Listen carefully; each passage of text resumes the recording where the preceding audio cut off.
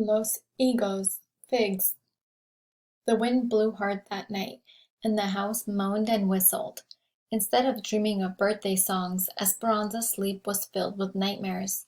An enormous bear was chasing her, getting closer and closer, and finally folding her in a tight embrace. Its fur caught in her mouth, making it hard to breathe.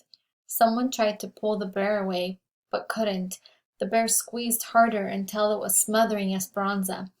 Then, when she thought she would suffocate, the bear grabbed her by the shoulders and shook her until her head wagged back and forth. Her eyes opened, then closed again. She realized she was dreaming, and for an instant she felt relieved. But the shaking began again, harder this time. Someone was calling her. Esperanza! She opened her eyes. Esperanza, wake up! Mama, screamed Mama. The house is on fire. Smoke drifted into the room. Mama, what's happening? Get up, Esperanza. We must get Abuelita. Esperanza heard Alfonso's deep voice yelling from somewhere downstairs. Senora Ortega, Esperanza. Here, we are here, called Mama, grabbing a damp rag from the washbowl and handing it to Esperanza to put over her mouth and nose. Esperanza swung around in a circle, looking for something, anything to save. She grabbed the doll. Then she and Mama hurried down the hall toward Abuelita's room, but it was empty. Alfonso! Screamed Mama. Abuelita is not here. We will find her. You must come now. The stairs are beginning to burn. Hurry! Esperanza held the towel over her face and looked down the stairs. Curtains flamed up the walls. The house was enveloped in a fog that thickened toward the ceiling. Mama and Esperanza crouched down the stairs where Alfonso was waiting to lead them out through the kitchen. In the courtyard, the wooden gates were open. Near the stables, the vaqueros were releasing the horses from the corrals. Servants scurried everywhere. Where were they going? Where's Abuelita? Abuelita! Cried Mama. Esperanza felt dizzy. Nothing seemed real. Was she still dreaming? Was this her own imagination gone wild? Miguel grabbed her. Where's your mother and Abuelita? Esperanza whimpered and looked toward Mama. He left her, stopped at Mama, then ran toward the house. The wind caught the sparks from the house and carried them to the stables. Esperanza stood in the middle of it all, watching the outline of her home silhouetted in flames against the night sky. Someone wrapped a blanket around her. Was she cold? She did not know. Miguel ran out of the burning house, carrying Abuelita in his arms. He laid her down and Hortensia screamed. The back of his shirt was on fire. Alfonso tackled him, rolling him over and over on the ground until the fire was out. Miguel stood up slowly, took off the blackened shirt. He wasn't badly burned. Mama cradled Abuelita in her arms. Mama, said Esperanza, is she? No, she is alive, but weak and her ankle. I don't think she can walk, said Mama. Esperanza knelt down. Abuelita, where were you? Her grandmother held up the cloth bag with her crocheting and after some minutes of coughing, whispered, We must have something to do while we wait. The fire's anger could not be contained. It spread to the grapes. The flames ran along the deliberate rows of the vines, like curved fingers reaching out for the horizon, lighting the night sky. Esperanza stood as if in a trance and watched El Rancho de las Rosas burn. Mama, Abuelita, and Esperanza slept in the servants' cabins. They really didn't sleep much, but they didn't cry either. They were numb, as if encased in a thick skin that nothing could penetrate. And there was no point in talking about how it happened. They all knew that the uncles had arranged a fire. At dawn, still in her nightgown, Esperanza went out among the rubble. Avoiding the smoldering piles, she picked through the black wood, hoping to find something to salvage. She sat on an adobe block near what used to be the front door and looked over at Papa's rose garden. Flowerless stems were covered in soot. Dazed and hugging herself, Esperanza surveyed the surviving victims. The twisted forms of wrought iron chairs, unharmed cast iron skillets, and the mortars and pestles from the kitchen that were made from lava rock and refused to burn. Then she saw the remains of the trunk that used to sit at the foot of her bed, the metal strap still intact. She stood up and hurried toward it, hoping for un milagro, a miracle. She looked closely, but all that remained were black cinders. There was nothing left inside for some day. Esperanza saw her uncles approaching on horseback and ran to tell the others. Mamma waited on the steps of the cabin with her arms crossed, looking like a fierce statue. Alfonso, Hortensia, and Miguel stood nearby. "Ramona," said Tio Marco, remaining on his horse, "another sadness in so short a time. We are deeply sorry." "I have come to give you another chance," said Tio Luis. "If you reconsider my proposal, I will build a bigger, more beautiful house, and I will replant everything. Of course, if you prefer, you can live here with the servants as long as another tragedy does not happen to their homes as well. There is no main house or fields where they can work, so you see that many people's lives and jobs depend on you. And I'm sure you want the best for Esperanza, do you not?" Mamma did not speak for several moments. She looked around at the servants who had gathered. Now her face did not seem so fierce, and her eyes were damp. Esperanza wondered where the servants would go when Mamma told Tio Luis no. Mamma looked at Esperanza with her eyes that said, "Forgive me." Then she dropped her head and stared at the ground. "I will consider your proposal," said Mamma. Tio Luis smiled. "I'm delighted. I have no doubt that you will make the right decision. I will be back in a few days for your answer." "Mamma, no!" said Esperanza. She turned to Tio Luis and said, "I hate you." Tio Luis ignored her. "And Ramona, if Esperanza is to be my daughter, she must have better manners. In fact, today I will look into boarding schools where they can teach her to act like a lady." Then he turned to his horse, dug his spurs into the animal, and rode away.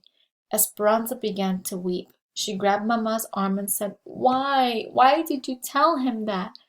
But Mamma was not listening to her. She was looking up, as if consulting the angels. Finally she said, "Alfonso, Hortensia, we must talk with Abuelita. Esperanza and Miguel, come inside. You are old enough to hear the discussions." "But, Mamma," took Esperanza by the shoulders and faced her. "Mija, my daughter, do not worry. I know what I am doing." They all crowded into Hortensia's and Alfonso's tiny bedroom where Abuelita was resting, her swollen ankle propped on pillows. Esperanza sat on Abuelita's bed while Mamma and the others stood. "Alfonso, what are my options?" said Mamma. "If you don't intend to marry him, Señora, you cannot stay here. He would burn down the servants' quarters next. There will be no income because there are no grapes. You would have to depend on the charity of others, and they would be afraid to help you. You could move to some other part of Mexico, but live in poverty. Luis's influence is far-reaching." The room was quiet. Mamma looked out the window and tapped her fingers on the wooden sill. Hortensia went to Mamma's side and touched her arm. "You should know that we have decided to go to the United States. Alfonso's brother has been writing to us about the big farm in California where he works now. He can arrange jobs and a cabin for us, too. We are sending the letter tomorrow." Mamma turned and looked at Abuelita. With no word spoken, Abuelita nodded. "What if Esperanza and I went with you to the United States?" said Mamma. "Mamma, we cannot leave Abuelita." Abuelita put her hand on Esperanza's. "I would come later when I am stronger." "But my friends, my school, we can't just leave. And Papa, what would he think?" "What should we do, Esperanza? Do you think Papa would want me to marry Tio Luis and let him send you to a school in another city?" Esperanza felt confused. Her uncle said he would replace everything as it was, but she could not imagine Mamma being married to anyone but Papa. She looked at Mamma's face and saw sadness, worry, and pain. Mamma would do anything for her. But if Mamma married Tio Luis, she knew that everything would not really be as it was. Tio Luis would send her away, and she and Mamma wouldn't even be together. "No," she whispered. "You are sure that you want to go with us?" said Hortensia. "I am sure," said Mamma, with her voice stronger. "But crossing the border is more difficult these days. You have your papers, but ours were lost in the fire, and they forbid anyone to enter without a visa." "I will arrange it," said Abuelita. "My sisters in the convent. They can discreetly get you duplicates." "No one could know about this, Señora," said Alfonso. "We would all have to keep it a secret if you come. This will be a great insult to Luis. If he finds out, he will prevent you from leaving the territory." A tiny smile appeared on Mamma's tired face. Yes, it would be a great insult to him, wouldn't it? "In California, there is only field work," said Miguel. "I am stronger than you think," said Mamma. "We will help each other." Hortensia put her arm around Mamma. Abuelita squeezed Esperanza's hand. "Do not be afraid to start over. When I was your age, I left Spain with my mother, father, and sisters. A Mexican official had offered my father a job here in Mexico, so we came. We had to take several ships, and the journey lasted months. When we arrived, nothing was as promised. There were many hard times, but life was always also exciting, and we had each other. Esperanza, do you remember the story of the phoenix, the lovely young bird that is reborn from its own ashes?" Esperanza nodded. Abuelita had read it to her many times from a book of myths. "We are like the phoenix," said Abuelita, "rising again with a new life ahead of us." When she realized she was crying, Esperanza wiped her tears with her shawl. Yes, she thought, they could have a home in California, a beautiful home. Alfonso and Hortensia and Miguel could take care of them, and they'd be rid of the uncles. And Abuelita would join them as soon as she was well. Still sniffling and caught up in their affection and strength, Esperanza said, and I can work too." They all looked at her, and for the first time since Papa died, everyone laughed. The next day, Abuelita's sisters came for her in a wagon. The nuns, dressed in their black and white habits, gently lifted Abuelita into the back. They pulled a blanket under her chin, and Esperanza went to her and held her hand. She remembered the night that Alfonso and Miguel brought Papa home in the wagon. How long ago was that? She knew it had only been a few weeks, but it seemed like many lifetimes ago. Rosa tenderly hugged and kissed Abuelita. "Mi nieta, we won't be able to communicate. The mail is unpredictable, and I'm sure your uncles will be watching my correspondence. But I will come. Of that you can be certain. While you are waiting, finish this for me." She handed Esperanza the bundle of crocheting. "Look at the zigzag of the blanket. Mountains and valleys. Right now you are in the bottom of the valley and your problems loom big around you. But soon you will be at the top of the mountain again. After you have lived many mountains and valleys, we will be together." Through her tears, Esperanza said, "Please get well. Please come to us." "I promise. And you promise to take care of Mamma for me." Next it was Mamma's turn. Esperanza could not watch. She buried her head in Hortensia's shoulder until she heard the wagon pulling away. Then she went to Mamma and put her arms around her. They watched the wagon disappear down the path until it was a speck in the distance, until even the dust was gone. That's when Esperanza noticed the old trunk with the leather straps that the nuns had left. "What is in that trunk?" she asked. "Our papers to travel, and clothes from the poor box at the convent." "The poor box?" "People donate them," said Mamma, "for others who cannot afford to buy their own." "Mamma, at a time like this, must we worry about some poor family who needs clothes?" "Esperanza," said Mamma, We have little money, and Hortensia, Alfonso, Miguel are no longer our servants. We are indebted to them for our finances and our future. And that trunk of clothes for the poor, Esperanza, it is for us. Señor Rodriguez was the only person they could trust. He came after dark for secret meetings, always carrying a basket of figs for the grieving family to disguise his real reason for visiting.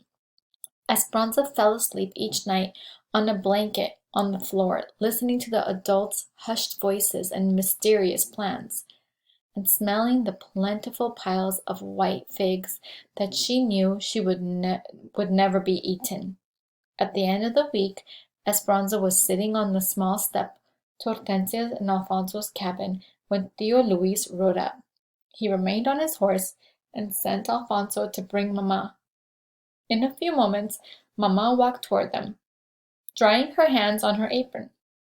She held her head high and looked beautiful, even dressed in the old clothes from the poor box. Luis, I have considered your proposal, and in the interest of the servants and Esperanza, I will marry you in due time. But you must begin replanting and rebuilding immediately, as the servants need their jobs. Esperanza was quiet and stared at the dirt, hiding the smirk on her face. Theo Luis could not contain his grin. He sat up straighter. I knew you would come to your senses, Ramona. I will announce the engagement at once. Mamma nodded, almost bowing. One more thing, she said. We will need a wagon to visit Abuelita. She is at the convent in La Purísima. I must see to her every few weeks. I will send one over this afternoon, said Theo Luis, smiling. A new one. And those clothes, Ramona? They are not fitting for a woman of your stature. And Esperanza looks like a waif. I will send a dressmaker next week with new fabrics. In the nicest way possible, Esperanza looked up and said, Thank you, Theo Luis. I am happy that you will be taking care of us. Yes, of course, he said, not even glancing at her. Esperanza smiled at him anyway, because she knew she would never spend a night in the same house with him, and he would never be her stepfather. She almost wished she could be able to see his face when he realized that they had escaped. He wouldn't be grinning like a proud rooster then. The night before the dressmaker was scheduled to come, Mamma woke Esperanza in the middle of the night, and they left with only what they could carry. Esperanza held a valise filled with clothes, a small package of tamales, and her doll from Papa. She and Mamma and Hortensia were wrapped in dark shawls to blend in with the night. They could not take a chance of walking on the road, so Miguel and Alfonso led them through the grape rows, weaving across Papa's land toward the Rodriguez ranch. There was enough moonlight so that they could see outlines of the twisted and charred trunks, the burnt-out vines rolling in parallel lines toward the mountains.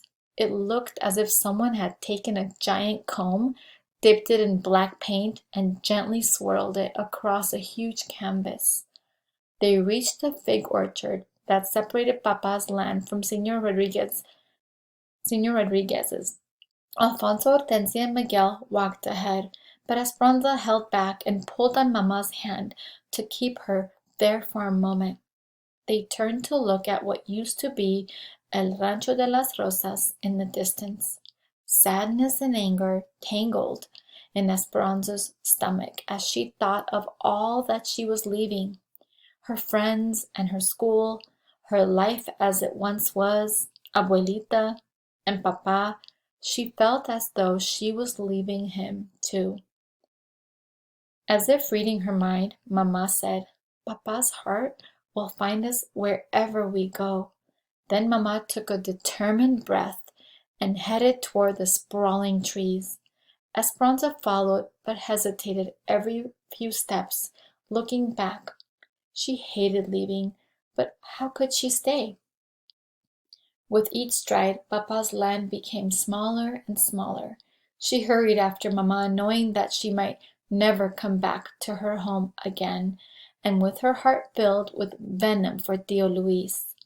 When she turned around one last time, she could see nothing behind her but a trail of splattered figs that she had resentfully smashed beneath her feet.